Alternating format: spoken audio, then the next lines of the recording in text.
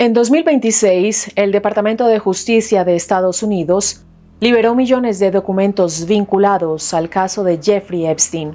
La publicación no fue una sorpresa.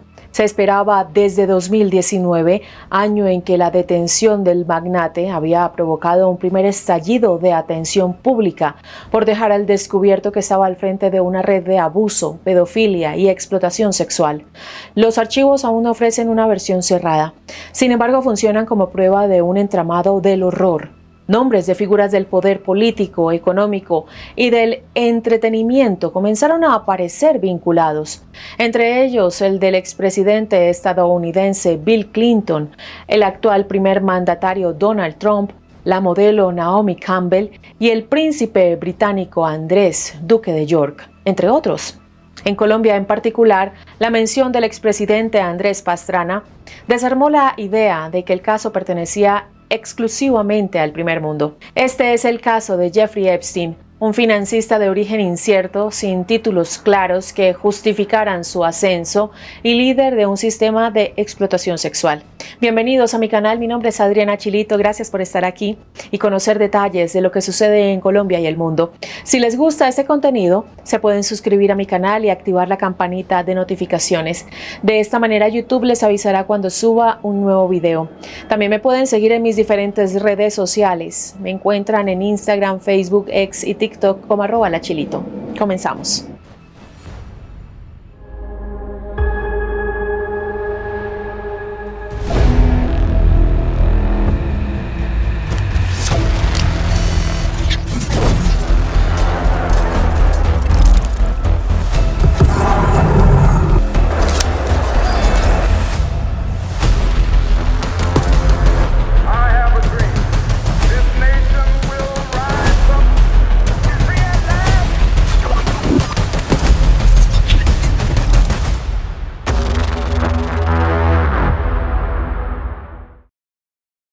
Primeros años de vida y juventud.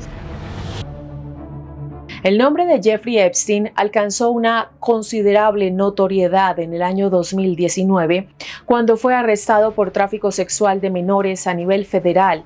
Sin embargo, esta no era la primera vez que aparecía en noticias vinculadas a delitos sexuales.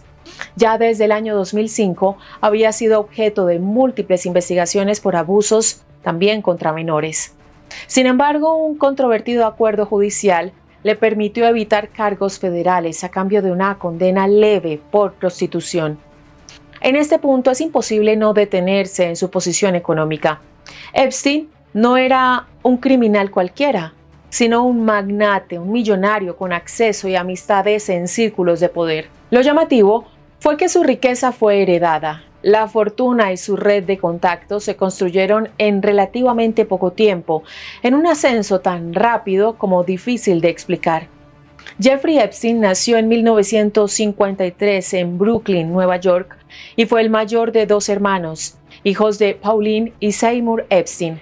Su padre trabajaba como jardinero en el departamento de parques de la ciudad y su madre era auxiliar escolar. Lejos de los lujos, mientras Jeffrey crecía, la familia vivió en el barrio obrero de Coney Island. Asistió a la escuela pública 188 y luego a la escuela intermedia Mark Twain, donde comenzó a destacarse académicamente, en particular por su aptitud para las matemáticas.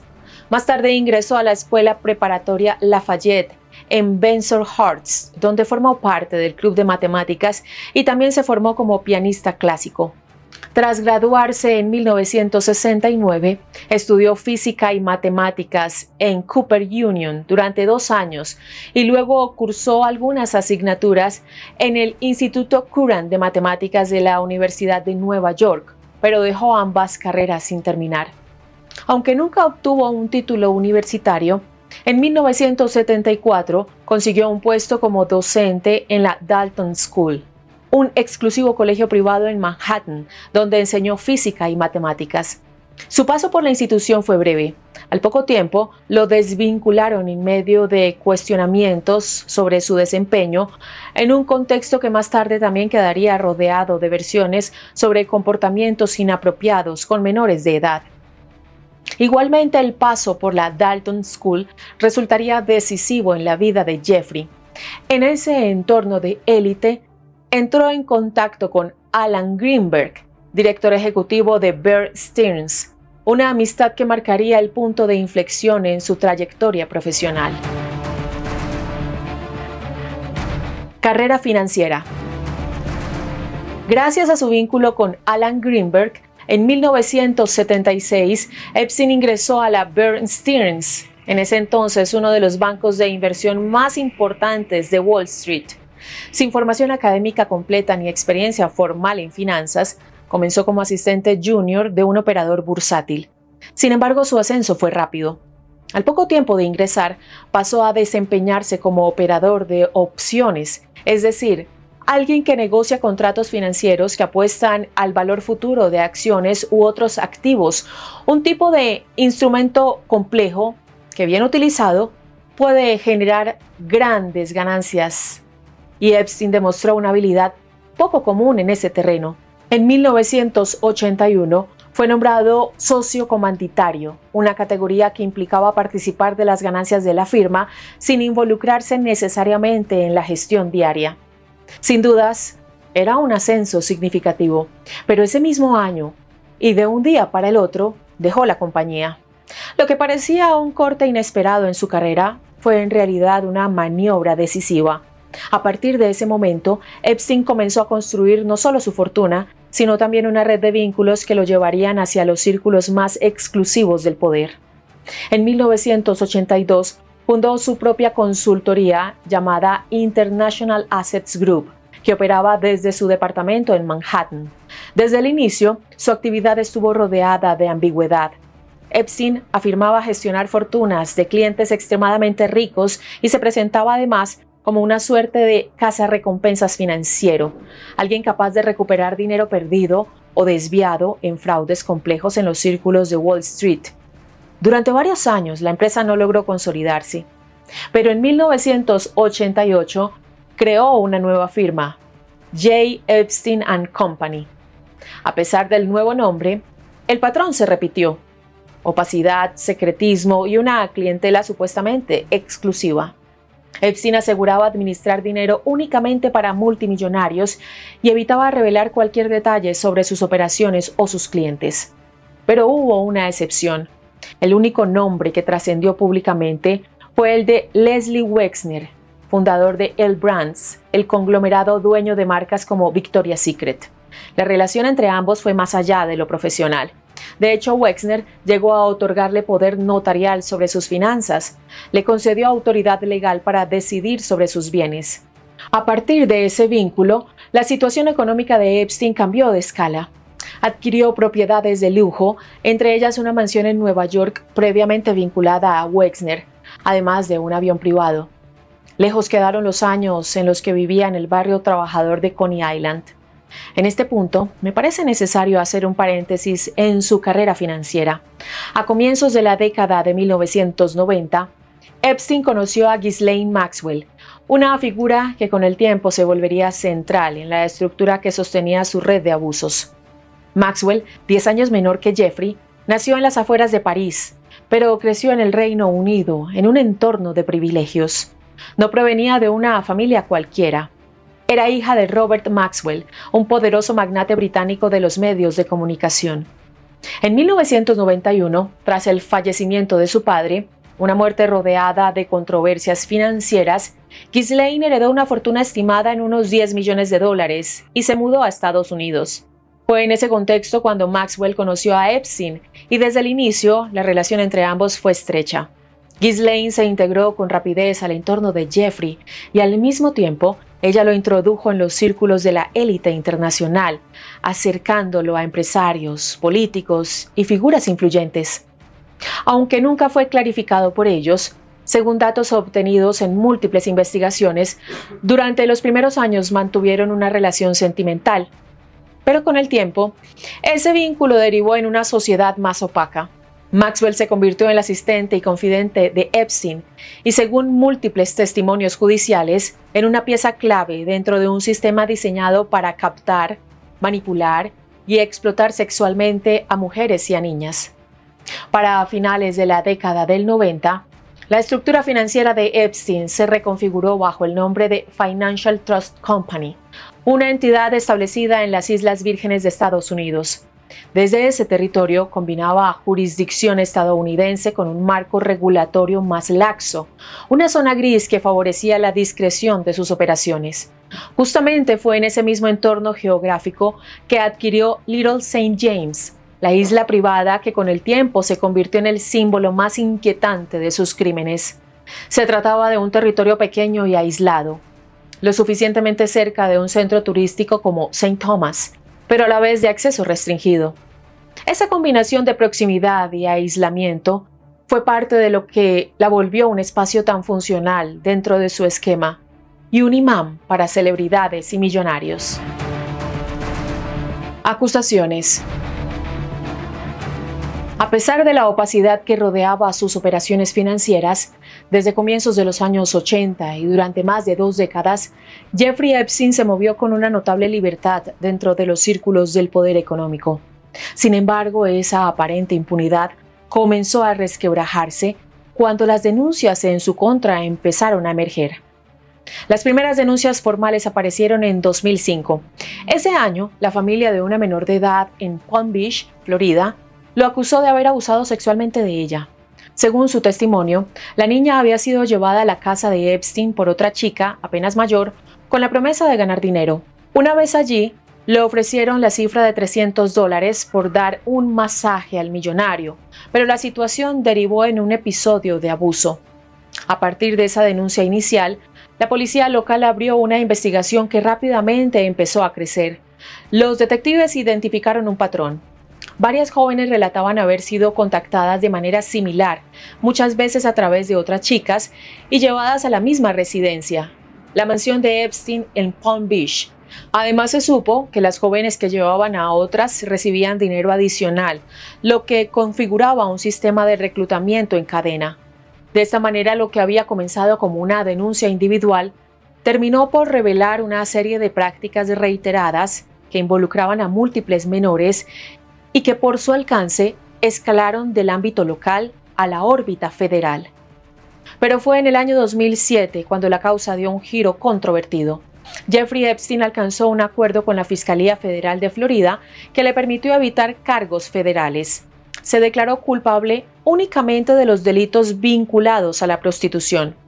Esta resolución redujo drásticamente el alcance de la investigación y Jeffrey Epstein fue condenado a 18 meses de prisión. Sí, solo 18 meses, de los cuales cumplió 13, y en una sección especial de la cárcel de Palm Beach, separado del resto de los detenidos y con autorización para salir durante el día a trabajar. El acuerdo fue duramente cuestionado, no solo por lo leve de la pena, sino también porque las víctimas no fueron notificadas y porque se otorgó inmunidad a posibles cómplices, lo que cerró la puerta a una investigación más profunda. Más allá de esa breve estadía en prisión, durante los años siguientes comenzaron a acumularse numerosas demandas civiles presentadas por víctimas de Jeffrey Epstein. Entre las voces que surgieron, una de las más significativas fue la de Virginia Giuffre. En mayo del año 2009, bajo el seudónimo de Jane Doe 102, presentó una demanda civil en la que acusó a Epstein y a Ghislaine Maxwell de haberla reclutado y explotado sexualmente cuando aún era menor de edad. Durante años, esas causas quedaron relegadas al ámbito civil, sin lograr reabrir plenamente la dimensión penal del caso. Sin embargo, en 2019, el caso volvió a escena con una fuerza distinta. No se trataba de hechos nuevos, sino de los mismos episodios que nunca habían sido plenamente juzgados en la causa de 2005. En julio de ese año, Epstein fue arrestado nuevamente, esta vez por la Fiscalía Federal del Distrito Sur de Nueva York. Los fiscales no solo retomaron las denuncias previas, sino que las reinterpretaron bajo una figura mucho más grave: tráfico sexual de menores. Según la acusación, entre 2002 y 2005, Epstein había dirigido un sistema mediante el cual reclutaba a adolescentes, algunas de apenas 14 años, para llevarlas a sus propiedades en Manhattan y Florida, donde eran explotadas sexualmente. De ser hallado culpable, enfrentaría una pena que pudo haber alcanzado los 45 años de prisión. Pese a todas las víctimas que se animaron a hablar, el proceso nunca llegó a juicio. El 10 de agosto del año 2019, Epstein fue encontrado muerto en su celda del Metropolitan Correctional Center en Nueva York.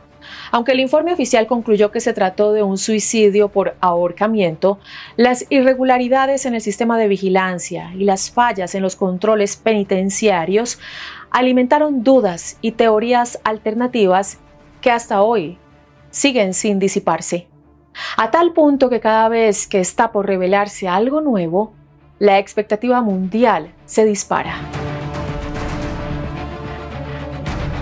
Los archivos Epstein. Tras la muerte de Jeffrey Epstein, el foco judicial se desplazó hacia su entorno más cercano, y el caso que logró avanzar hasta una condena fue el de Ghislaine Maxwell. En 2021, Maxwell fue juzgada en Nueva York y declarada culpable de varios cargos vinculados al reclutamiento y tráfico sexual de menores. La acusación sostuvo que, durante años, actuó como pieza clave en el engranaje de Epstein. Parte de su tarea consistía en identificar a jóvenes vulnerables, ganarse su confianza y luego facilitar su traslado para que fueran explotadas, algunas de ellas en Little St. James. En otras palabras, no era una figura periférica, sino un elemento activo en el funcionamiento del sistema. Finalmente, en 2022 fue condenada a 20 años de prisión. Durante todo el proceso, Maxwell optó por el silencio. No declaró en el juicio y tampoco implicó públicamente a otras figuras del poder vinculadas al entorno de Epstein. Lejos de disipar la tensión, ese mutismo no hizo más que reforzar una pregunta. ¿Cuánto de la red criminal llegó realmente a quedar expuesto? Durante años, ese interrogante persistió sin respuesta, hasta que en 2026, la publicación de los llamados archivos Epstein volvió a sacudir la historia. Los archivos no son simplemente un conjunto de documentos. Su difusión fue resultado de una presión sostenida. Durante años, tanto la sociedad estadounidense como la opinión pública internacional exigieron que ese material saliera a la luz, en parte porque se intuía que allí podían aparecer nombres de figuras con poder. Fue necesario incluso un marco legal específico para forzar su publicación. El proceso comenzó a finales del año 2025, cuando el Congreso de Estados Unidos aprobó una ley de transparencia específica para estos archivos. Sin embargo, la primera liberación de documentos, realizada por el Departamento de Justicia, fue limitada y generó críticas desde distintos sectores políticos, mientras Donald Trump dilataba una apertura más amplia. Finalmente, tras meses de presión, en enero del año 2026, se produjo una nueva publicación, mucho más extensa. Así salieron a la luz alrededor de 3 millones de páginas, junto con miles de videos e imágenes. El material incluye evidencia reunida en causas penales, como agendas de contactos, registros de vuelo y documentos judiciales, y ofrece un panorama mucho más amplio que el que hasta ese momento se conocía sobre las actividades de Jeffrey Epstein y su red de vínculos con figuras públicas, políticos y celebridades. Entre las personas mencionadas se encuentran Donald Trump, Bill Clinton, Elon Musk y Stephen Hawking, entre miles más. En este punto me interesa detenerme. Hasta entonces Colombia había sido percibido como un país ajeno a este entramado global. Sin embargo, la aparición de una importante personalidad llevó la atención de los colombianos a los documentos difundidos. Colombia en los archivos. El nombre que aparece mencionado en los documentos revelados es el del expresidente Andrés Pastrana Arango, cuyo mandato duró de 1998 a 2002. Su nombre aparece mencionado una treintena de veces en los archivos, incluidos intercambios de mensajes directos con Ghislaine Maxwell. Pero en la publicación de archivos de 2026 no fue la primera vez que su nombre surgió en relación con el caso. Ya en 2019 se lo mencionó en el registro de pasajeros del jet privado conocido como Lolita Express, aeronave en la que fueron transportadas las víctimas de Epstein. En ese entonces, Pastrana afirmó haber conocido a Epstein y a Maxwell en Dublín, pero sostuvo que desconocía los crímenes del empresario, pese a que desde el año 2008 Epstein había sido registrado públicamente como abusador sexual tras su condena por solicitar servicios de prostitución a menores de edad. En 2025, The New York Times reveló decenas de fotografías inéditas tomadas en la residencia de Epstein y entre los múltiples portarretratos exhibidos en la vivienda aparecía una fotografía de Pastrana. En la imagen se puede ver al colombiano junto a Epstein, Maxwell y Fidel Castro. Pero esta no es la única imagen donde está Pastrana. En una publicación del Departamento de Justicia de Estados Unidos de diciembre del año 2025, se difundió una fotografía del exmandatario junto a Maxwell, tomada entre 2002 y 2003. En la imagen se los puede ver vestidos con uniformes de la Fuerza Aérea. Por otro lado, según los correos y documentos que forman parte de los archivos, en esa época, Maxwell habría enviado un correo electrónico describiendo un vuelo en un helicóptero militar Black Hawk sobre el territorio colombiano durante una visita. Incluso relata una escena en la que ella misma dijo haber disparado contra insurgentes desde la aeronave. Estos detalles evocan lo que diferentes medios de comunicación han descrito como safari humano. Ante la divulgación de este material, Pastrana contó al diario El País que en esa época su gobierno hacía esfuerzos constantes por atraer inversiones extranjeras durante el marco del Plan Colombia y justificó su vínculo aclarando que por ese entonces no existían ni siquiera rumores sobre la participación de Epstein en hechos criminales. Luego aclaró que Maxwell sí viajó en helicóptero, pero que el vuelo se desarrolló en un campo de práctica para entrenamiento militar en Tolima, y no en medio de acciones de combate. Pero el caso de Pastrana no fue el único que despertó la atención de los colombianos. En los documentos divulgados en 2026 también aparecieron los datos personales de una mujer colombiana que en ese entonces vivía en Florida, víctima de la red de Epstein. Su nombre, ubicación y estudios quedaron expuestos sin las censuras que sí se aplicaron a otros registros, lo que generó indignación y puso de relieve que incluso en los archivos oficiales, las víctimas podían ser revictimizadas públicamente.